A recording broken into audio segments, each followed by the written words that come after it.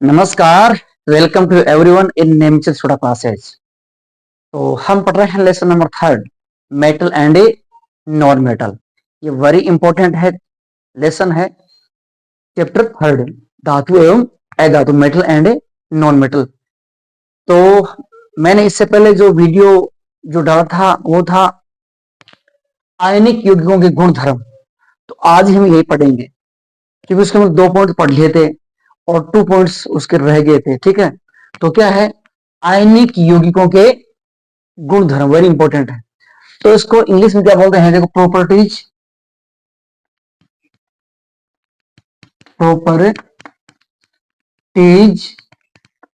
Of A ओनिक compound, compounds. ठीक है, क्या लिखा है, properties of A ओनिक compounds, very important है। ठीक है ना, आयनिक यौगिकों के गुण धर्म। तो चलो हम शुरू करते हैं टॉपिक बना। क्या देखो, नंबर 1, घुलनशीलता। घुलनशीलता,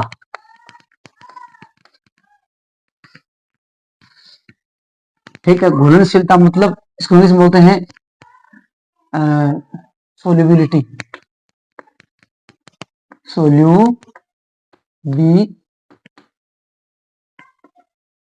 सोल्यूबिलिटी। ठीक है, क्या बोलते हैं, सोल्यूबिलिटी। अब कोई बोलते हैं सोल्यूबिलिटी क्या होती है, घुलनशीलता। देखो, घुलनशीलता, घुलनशीलता होता है कोई भी पदार्थ यदि दूसरे पदार्थ में घुलता है, ठीक है ना। लेकिन जैसे जल की बात करें, जल एक अच्छा विलायक है। जल एक क्या है, अच्छा विलायक है। विलायक का यानी वे पदार्थ जो दूसरे पदार्थों को अपने में घोल लेते हैं उसे बोलते हैं विलायक। ठीक है ना। तो जल एक क्या है, ध्रुवीय विलायक है, क्योंकि इसमें भाई जो जल होता है इसमें प्लस और माइनस होता है ना, तो ध्रुवीय विलायक, घुलनशीलता। ठीक है ना। तो देखो, ये जो आयनिक यौगिक होते हैं ये ध्रुवीय विलायकों में क्या होते हैं, घुल जाते हैं। तो चलो शुरू करते हैं। क्या देखो, आयनिक आयनिक यौगिक ध्रुवीय विलायक जैसे जल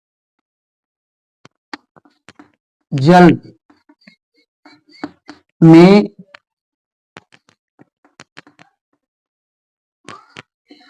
आसानी से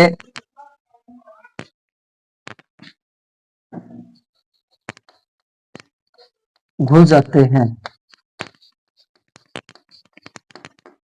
ठीक है, आयनिक यौगिक ध्रुवीय विलायक जैसे जल में आसानी से घुल जाते हैं, लेकिन अध्रुवीय अध्रुवीय विलायक जैसे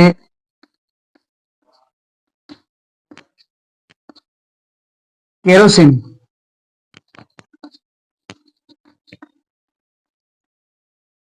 kerosene, benzene, benzene, petrol, petrol आदि में नहीं घुलते हैं। ठीक है ना, आदि में नहीं घुलते हैं। क्या है, आयनिक यौगिक ध्रुवीय विलायक जैसे जल, जल का सूत्र होता है H2O। ठीक है ना। तो इसमें दो प्रकार क्या होते हैं, आयन होते हैं। एक तो प्लस होता है, आयन दो प्रकार के होते हैं, एक तो होता है धन, ठीक है, और एक होता है ऋण आयन, धन और ऋण। इसलिए क्या है, ये ध्रुवीय है। ठीक है ना, इसमें दो आयन, आयन दो प्रकार, एक तो धन आयन होता है, एक तो है ऋण आयन। तो आयनिक यौगिक ध्रुवीय विलायक से जल में आसानी से घुल जाते हैं, लेकिन अध्रुवीय विलायक, अध्रुवीय विलायक जैसे केरोसिन है, बेंजीन है आदि में नहीं घुलते हैं। आदि में ये घुलते नहीं। कौन, आयनिक, क्योंकि ये इसका एक भौतिक क्या है, गुण धर्म है। ठीक है, जिसको बोलते हैं घुलनशीलता, यानी सोल्युबिलिटी। घुलनशीलता मतलब घुलने वाले पदार्थ। ठीक है ना। लेकिन ये जो पदार्थ आयनिक यौगिक है ये केवल जल में ही घुलते हैं, लेकिन एड्रोविलाइट जैसे पेट्रोल है, बेंजीन है, केरोसिन आदि में नहीं घुलते हैं। ठीक है, उसके बाद में है विद्युत चालकता। दूसरा पॉइंट बना, क्या है? विद्युत चालकता। विद्युत चालकता,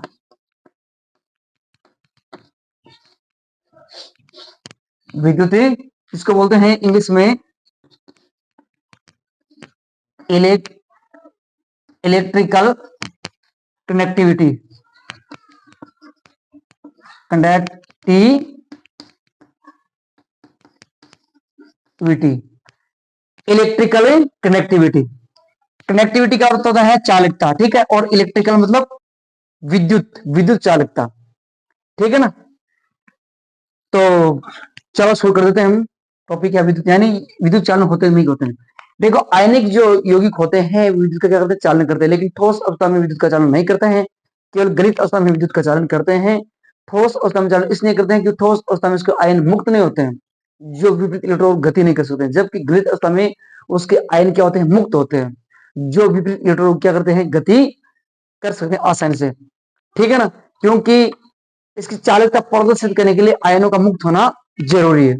ठीक है, तो विद्युत चालकता क्या है? देखो, आयनिक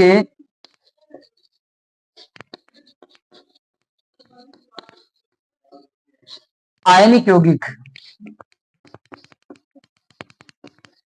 विद्युत का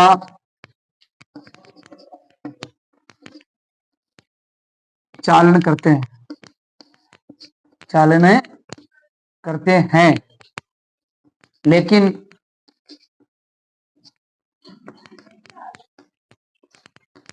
लेकिन ठोस अवस्था,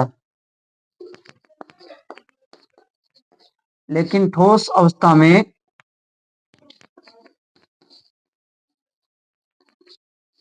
विद्युत का चालन नहीं करते हैं, क्योंकि क्योंकि चालकता क्योंकि चालकता प्रदर्शित करने के लिए आयनों का गतिशील होना आवश्यक है।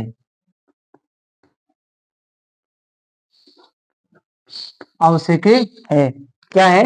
कि आयनिक यौगिक विद्युत का चालन करते हैं। ठीक है, क्योंकि इसमें प्लस और माइनस होते हैं, आपको पता ही है। लेकिन ठोस अवस्था में विद्युत का चालन नहीं करते हैं, क्योंकि चालकता प्रदर्शित करने के लिए आयनों का गतिशील होना आवश्यक है।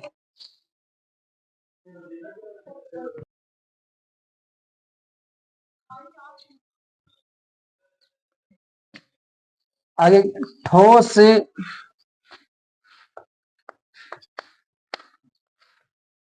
अवस्था में आयन विपरीत इलेक्ट्रॉनों, ठोस अवस्था में आयन विपरीत इलेक्ट्रॉनों की और गति नहीं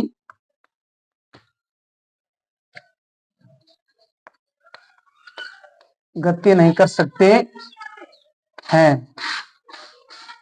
ठोस अवस्था में आयन विपरीत इलेक्ट्रॉनों की ओर गति नहीं कर सकते हैं, जबकि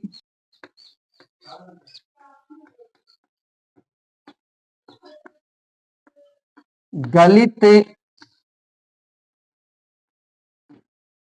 अवस्था में आयन विपरीत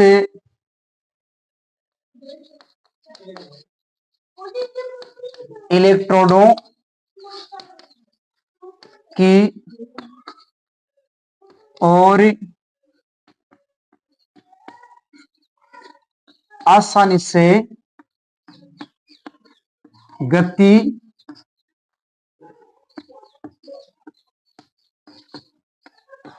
कर सकते हैं। क्या है? ठोस अवस्था में आयन विपरीत इलेक्ट्रॉनों की ओर गति नहीं कर सकते हैं, जबकि गलित अवस्था में द्रव अवस्था में आयन विपरीत इलेक्ट्रॉनों की ओर आसानी से गति कर सकते हैं, जिससे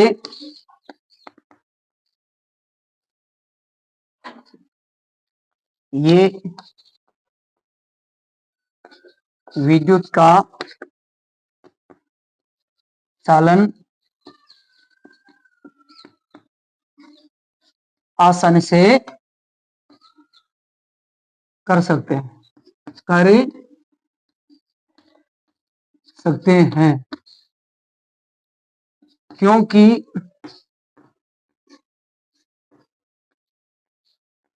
इनके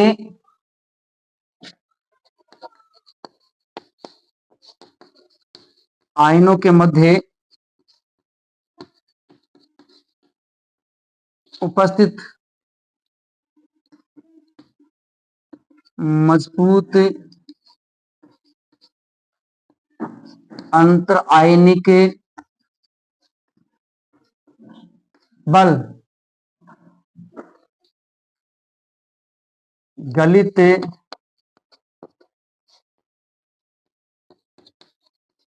अवस्था में ऊष्मा के कारण कमजोर पड़ जाता है। ठीक है, ये अपना टॉपिक। ठीक है ना? क्योंकि इनके आयनों के मध्य उपस्थित मजबूत अंतर आयनिक बल, ठीक है ना, स्ट्रॉन्ग फोर्स होता ना, बल गलित अवस्था में ऊष्मा के कारण कमजोर पड़ जाता है, जिससे क्या होते हैं, इलेक्ट्रॉन वो क्या करते हैं, गति करने लग जाते हैं। देखो, कोई भी पदार्थ होता है उसमें मुक्त इलेक्ट्रॉन होते हैं, और जब मुक्त इलेक्ट्रॉन गति करते हैं तो वो पदार्थ में विद्युत धारा का क्या होता है, प्रवाह होता है। ठीक है ना? तो ये हमारा आज का टॉपिक की ठोस अवस्था में आयन विपरीत इलेक्ट्रॉनों की ओर गति नहीं कर सकते। क्यों नहीं कर सकते? क्योंकि ठोस अवस्था में आयन होते हैं वो क्या होते हैं, मुक्त नहीं होते हैं, इसलिए वो विपरीत इलेक्ट्रॉनों की गति नहीं कर सकते हैं। ठीक है? जबकि गलित अवस्था में आयन विपरीत इलेक्ट्रॉनों की ओर आसानी से गति कर सकते हैं, जिससे ये विद्युत का चालन आसानी से कर सकते हैं, क्योंकि इनके आयनों के मध्य उपस्थित मजबूत अंतर आयनिक बल गलित अवस्था में ऊष्मा के कारण कमजोर पड़ जाता है, और उसके आयन क्या होते हैं, अलग अलग हो जाते हैं। ओके, थैंक्स, मिलते हैं नेक्स्ट वीडियो में।